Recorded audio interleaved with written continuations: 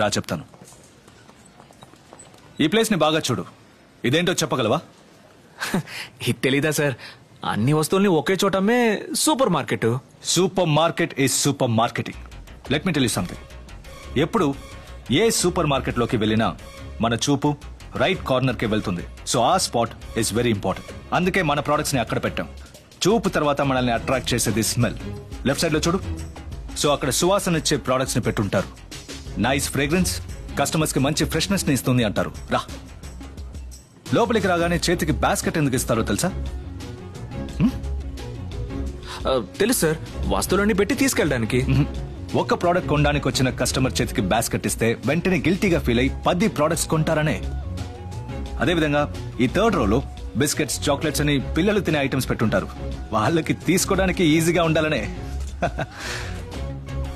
అత్యవసర వస్తువులైన రైస్, పాలు, పప్పులు వీటన్నిటిని చివరన పెట్టుంటారు. ఎన్ని ప్రోడక్ట్స్ ని దాటుకుని అక్కడికి రావాలి కదా. సో నువ్వు క్యాషువల్ గా అటు ఇటు చూసి నీకు కావాలనుకుని వేరే ప్రోడక్ట్స్ ని కొనేస్తావు. ఈ సూపర్ మార్కెట్ లో విండో చూసావా? లేదు సార్. క్లాక్ కూడా ఉండదు. ఏ లోపలికి వచ్చే కస్టమర్ కి టైం పోయేది తెలియకూడదు. అది మాత్రమే కాదు, అన్ని సూపర్ మార్కెట్స్ లో లోపలికి రావడానికి ఒక దారి, బయటికి వెళ్ళడానికి ఒక దారి. కస్టమర్స్ కొనడానికి వచ్చినవి మాత్రం కొనుక్కుని వెళ్ళిపోకూడదు కదా. వీటన్నిటిని మించి బిల్ కౌంటర్ కి పక్కన పిల్లలు ఇష్టపడే ప్రొడక్ట్స్ ని పెడతారు. బిల్లు వేయడానికి లైన్ లో ఉన్నప్పుడు కూడా వాళ్ళ చేత కొనిపించడానికి. అదిగో టీవీలో చూడు, మన కాంపిటీటర్ న్యూ ఫ్యాంటసీ కంపెనీ తాలూకు మార్కెటింగ్ స్ట్రాటజీ. ప్రోడక్ట్ ఏంటో చెప్పకుండానే యాడ్ ఇస్తున్నారు. కస్టమర్స్ కు ఒక క్యూరియాసిటీ క్రియేట్ చేస్తున్నారు. మన కంపెనీలో కూడా అది ఏం ప్రోడక్టో కనిపెట్టడానికి జుట్టు పీక్కుంటున్నారు. మార్కెటింగ్ లో ఇంతుందా సార్? నేను చెప్పింది కేవలం 10%. Marketing is everywhere. పుట్టిన బిడ్డకి చందమామని చూపించే అన్నం తినిపించడం దగ్గర నుంచి చనిపోయాక రూపాయి కాయిన్ పెట్టి నా బాడీని సరిగా పూడ్చరాని పూడ్చేవాడితో చెప్పడం ఒక రకమైన మార్కెటింగే. So nothing is impossible in marketing. ఇకపై దేన్ని చూసినా మార్కెటింగ్ చూపుతో చూడు. సార్, ఇకపై సేల్స్ అండ్ మార్కెటింగ్ లో అదర్ కొడతాను సార్. కానీ పెట్టేశారా సార్? యాడ్ ఇచ్చిన వాడు కూడా ఇంత క్లియర్ గా ఎక్స్ప్లెయిన్ చేయలేడు సార్. నువ్వు కష్టపడి సంపాదించిన డబ్బుకి మొత్తం లెక్కలు రాశాను, చూసుకో. ఏమా కన్న తల్లివమ్మా నువ్వు? నీ దగ్గర లెక్కలు చూడొచ్చా? పాలిచ్చినందుకు అన్నం పెట్టేందుకు ఎప్పుడైనా లెక్కలు చూసావా నువ్వు? కన్న తల్లి దగ్గర లెక్కలు అడిగేవాడు అసలు మనిషే కాడమ్మా. అది కాదురా, ఒక 3,000 రూపాయలు ఇంకా. 3,000 అయితే ఏంటి, 30,000 అయితే ఏంటి, మొత్తం నీకేమ్మా. కుమ్మే పోరా నీ అంకమ్మా. 3,000 ఇంకా మనమే బాకీ అని చెప్పొచ్చాను. నువ్వు ఇచ్చిన డబ్బు సరిపోలా. సరిపోలేదా? ఫుల్ గా లెక్కలు చూపించు. ఇచ్చిన డబ్బంతా ఏం చేసావు నువ్వు? అదిగో చూసుకో, ఏదో పాలన్నం పరవణం అని డైలాగులు కొట్టావు. అందుకే ఏం చక్క లెక్కలన్నీ రాసుంచాను. ఇక నుంచి ప్రతి నెల నువ్వే చూసుకో. Okay okay. మీ అయ్య కూడా నన్ను ఏ రోజు ఇలా లెక్కలు అడగలేదు. సరే, ఇప్పుడేంటి? నేను కష్టపడి సంపాదించి ఇస్తూ ఉంటానంట, నువ్వు ఖర్చు పెడుతూ ఉంటావంట. ఒక్క మాట అడగను నిన్ను.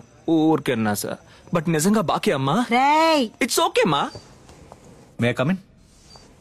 సార్, ఇప్పుడే యాడ్ గురించి ఒక ఫ్లాష్ వచ్చింది. మన ఇద్దరం వెళ్ళి ఎండీతో మాట్లాడదాం సార్. ఏం జోక్ చేస్తున్నావా? ఈ కంపెనీలో నేను ఎండీని చూడడానికి నాకు 10 ఏళ్ళు పట్టింది. నువ్వు తొందరపడతావేంటి?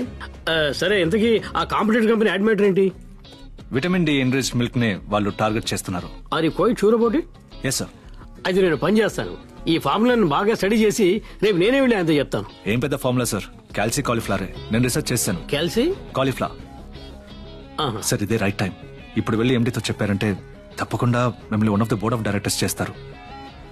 నేను బోర్డ్ ఆఫ్ డైరెక్టర్స్ అవడానికి ఆశపడుతున్నాను నీతో చెప్పానా? సార్, మీరు బోర్డ్ ఆఫ్ డైరెక్టర్స్ లో ఉండాలన్నది నా ఆశ సార్. నేను ఎండీతో మాట్లాడొస్తాను. Okay. You have done a good job man. Sir, ఆ ఫార్ములాని మర్చిపోవద్దు. Calci cauliflower. God is great. Good morning sir. May come in sir? Come in Narayana, చెప్పండి సార్. మన కాంపిటీటర్ కంపెనీ యాడ్ ప్రోడక్ట్ ఏంటో నేను కనిపెట్టేశాను సార్. రియలీ? కూర్చోండి. ఏంటో చెప్పనా సార్? అది మిల్క్ ప్రోడక్టే సార్. ఇదిగో చూడండి, మీకు ఎలాంటి కన్ఫ్యూజన్ రాకూడదని నేను ఫార్ములానే కనిపెట్టేశాను sir. Good good. It is just calci cauliflower. You know something sir? ఈ ఇంగ్రీడియంట్ ఇంతవరకు ఎవరు యూజ్ చేయలేదు సార్. ఒప్పుకుంటాను నారాయణ, ఇది మిల్క్ యాడే. కానీ దీని గురించి మీతో ఎవరు చెప్పారో వాళ్ళని తీసుకురండి. వెళ్ళండి. అది వెళ్ళండి సార్. అది branch manager. Give me the details. Sir, government side నుంచి విటమిన్ డి ని ఎన్రిచ్ చేసే మిల్క్ ని ప్రొడ్యూస్ చేయాలని ఆర్డర్ వేయడానికి పెద్ద లాబింగ్ జరుగుతుంది సార్. దాన్ని క్యాప్చర్ చేయడమే న్యూ ఫ్యాంటసీ ఐడియా. దాని main ingredient cholecalciferol. Repeat that. Cholecalciferol. ఏమయ్యా, నాతో కాలీఫ్లవర్ అన్నా? కాలీఫ్లవరా? ఏం సార్? అవునయ్యా, నాతో అలాగే చెప్పావు. కామెడీ చేయకండి సార్, ఆ పేరు గల ఇంగ్రీడియంటే లేదు. ఒక వ్యక్తి ఒక ఫార్ములాని క్లియర్ గా చెప్పి కూడా దాన్ని విని వచ్చి నాతో చెప్పలేకపోయారు. సార్ అదే ప్లీజ్, నేను పిలుస్తాను. ఒరే జ్ఞానం, నీకు అది సరే సరైన గురువు. సార్ వాడు మంచోడు కదయ్యా, జాగ్రత్తగా ఉండు. కాలీఫ్లవర్ అని చెప్పేశాడు. Tell me a bit about yourself. What's your ambition? You chair. What? You chair sir. ఏం సార్ తప్పు? మీరు మాత్రం ఆశపడకుండా వచ్చారా? నాకు అదే ఆశ సార్. నాకెప్పుడు సాఫ్రాన్ నంబర్ 1 గానే ఉండాలి సార్. అందులో ముఖ్యమైన పొజిషన్ లో నేను ఉండాలి. మనం రేపే పేపర్ ఆడిద్దాం సార్. అందులో విటమిన్ డి ఫ్రమ్ సాఫ్రాన్ అని వేద్దాం. బెదిరిపోతారో లేదో మీరే చూడండి సార్. I'm impressed. ఆ యాడ్ రేపే రావాలి. Sure sir. నైస్ టై.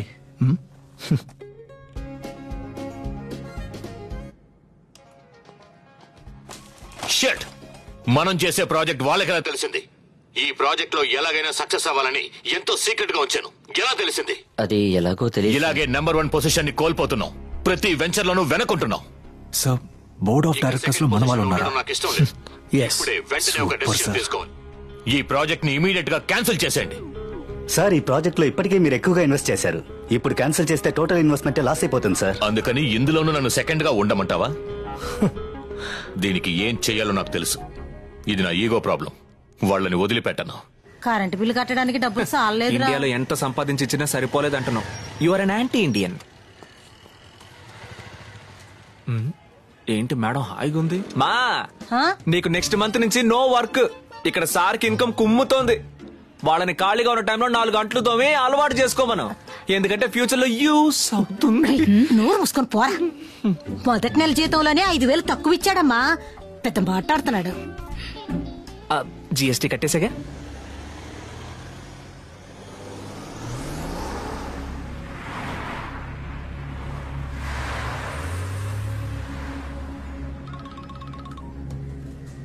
ఏంట్రా?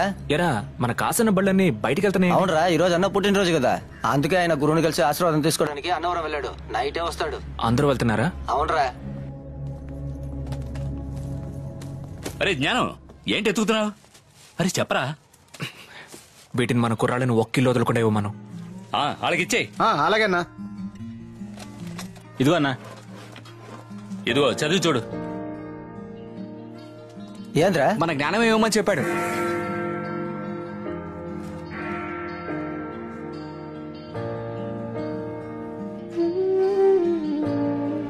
ఈ రోజు కోసం ఇన్నాళ్ళు ఎదురు చూశాను. రేడియోను మొదలుపెట్టి నా మనసులోని మాటను బయటికి చెప్పలేకపోతున్నందుకు నేనెంత బాధపడ్డానో నాకే తెలుసు. నా ఉద్దేశం, ఈ పేట మీద నాకున్న ప్రేమ, ఇవన్నీ నిజమని మీకు అనిపిస్తే ఇప్పుడు నేను చెప్పబోయేది జాగ్రత్తగా వినండి. 3 ఏళ్లకి ముందు మన పేటకి గవర్నమెంట్ అధికారులు వచ్చారు. వాళ్ళు మనల్ని ఖాళీ చేయించడానికి వచ్చారు. జాగ్రత్తగా ఉండండి అన్న అన్నారు. మనం వాళ్ళని కొట్టి తరివేశాం. అన్నని మెచ్చుకున్నాం. కానీ వాళ్ళు వచ్చింది మనల్ని ఖాళీ చేయించడానికి కాదు, మనందరికీ పట్టాలు ఇవ్వడానికి. నమ్మలేకపోతున్నారు కదా? మీ చేతిలో ఉన్నది ఆ పట్టా ఆర్డర్ కాపీ. ఆ రోజు కనుక మనకి పట్టా వచ్చుంటే రోడ్డు, రేషన్ షాపు, డ్రైనేజ్, తాగునీరు, అత్యవసర వసతులు అన్ని దొరికేవి. మన స్థలం మీద బ్యాంకులు తక్కువ వడ్డీకి లోన్ తీసుకుని పిల్లల్ని చదివించుండొచ్చు, ఇల్లు కట్టుండొచ్చు, డబ్బులు లేక ఆగిపోయిన పెళ్లిళ్ళు జరిపించుండొచ్చు, పోయిన ఎంతో మంది ప్రాణాలు కాపాడుండొచ్చు. ఇవన్నీ జరిగితే, ఈ వసతులు దొరికితే వీళ్ళు మన చేయి దాటిపోతారు, మన అవసరం లేకుండా బతికేస్తారని కాశీ అన్నే ఈ రోజు వరకు మనకి పట్టాలు ఇవ్వకుండా అడ్డుకుంటున్నాడు. మొత్తానికి కాశీ అన్న దయతో ఇక్కడ బతకగలం నిరూపించేశాడు. నేను ఇందులోంచి తెలివిగా బయటకు వచ్చేశాను. మీరు బయటికి రావాలని ఆశపడుతున్నాను. మనమందరం దీవి అనుకుని తిమింగళం వీపు మీద బతుకుతున్నాం. అది మింగేసేలోపు మేలుకోవాలి. ఇంత చెప్పినా ఇప్పుడు నేను చెప్పినంత కాశీ అన్నకి చెప్పి ఎవరైనా మంచి పేరు కొట్టేయాలనుకుంటే దాని గురించి నాకు దిగులు లేదు. నాకు ఈ పేటకున్న శాపం పోవాలి. అందుకు మనం అందరం చేతులు కలపాలి. ఇకపై మన ఇంట్లో ఒక్కరు కూడా కిరాయి గుండా కాకూడదు.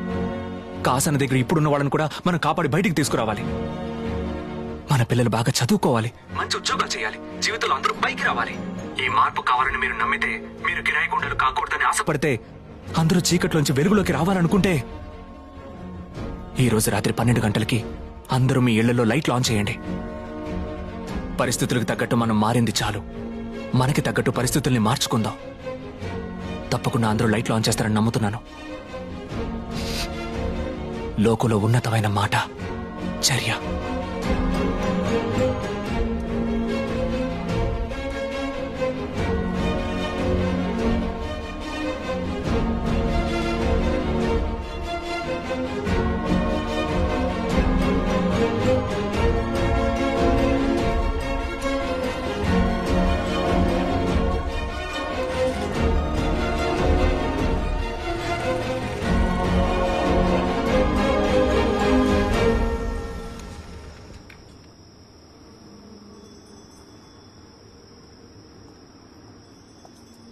ఎవరు? నేనే. నువ్వు రేడియోలో మాట్లాడింది విని అభిమానైపోయాను. నువ్వేంటి ఖాసీ అనుకుని భయపడ్డావా? హలో, నిద్రపోలా? హా? నిద్రపోవడమా? ఇంత ఇంట్రెస్టింగ్ విషయం జరగబోతుంటే ఎవరైనా నిద్రపోతారా? నా లైఫ్ మీకు ఇంట్రెస్టింగ్ గా ఉంది కదా. మరే వీళ్ళంతా అర్ధరాత్రి లేచి నీకోసం లైట్ లాంచ్ చేస్తారా? వీళ్ళందరినీ లైట్ లాంచ్ చేయమన్నది ఇక నాకెంత సపోర్ట్ ఉందో తెలుసుకోవడానికి. వీళ్ళందరూ లైట్ లాంచ్ చేస్తే అందరితో కలిసి పోరాడతాను. ఆన్ చేయకపోతే వీళ్ళ కోసం ఒంటరిగా పోరాడతాను. ఏమండి, కాశీ అండి. పూర్ణ, నువ్వు ఉండు. కాశీతో నేను మాట్లాడతాను కదా.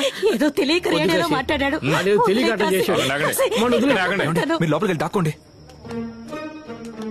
ఏరా, ఆ రోజు అంత చెప్పిన తర్వాత కూడా మళ్ళీ రేడియోలో మాట్లాడావంట. మీ అమ్మ చెప్పింది. నేను డైరెక్ట్ గా నీకు చెప్పాలనుకునే చాలా ఉన్నాయన్న. రేడియోలో ఏం మాట్లాడావు అది మాత్రం చెప్పు. అమ్మ చెప్పలేదన్నా? లేదా? అదే అన్నా, ఆ రోజు లైవ్ రిలే చేసి అనవసరంగా గొడవ అయింది కదా, నువ్వు అందరినీ తిట్టేశావు. అందుకే నిన్ను చల్లబరచడానికి ఈ రోజు నీ బర్త్డేని అందరూ లైట్ ఆన్ చేసి సెలబ్రేట్ చేసి నిన్ను సర్ప్రైజ్ చేయాలని రేడియోలో మాట్లాడానన్నా. నా పుట్టినరోజు అయిపోయే ముందు లైట్లు ఆన్ చేయమన్నావా? లేదన్నా, పుట్టినరోజు మొదలయ్యేటప్పుడు కొవ్వొత్తి నార్పి అందరూ సంబరాలు చేసుకుంటారు. నీ పుట్టినరోజు అయిపోయేటప్పుడు లైట్లు ఆన్ చేసి ప్రకాశంగా సంబరాలు చేసుకుందామని 12 గంటలకి అందరినీ లైట్లు ఆన్ చేయమన్నాను. నచ్చిందే? టైం ఎంత అన్నా? ఇంకా 3 నిమిషాలు ఉన్నాయన్నా. ఎవడన్నా లైట్ ఆన్ చేయకపోని గొంతు కోసేస్తా. కాదన్నా, తెల్లారాక నేనే చూసి చెప్తాగా నీకు.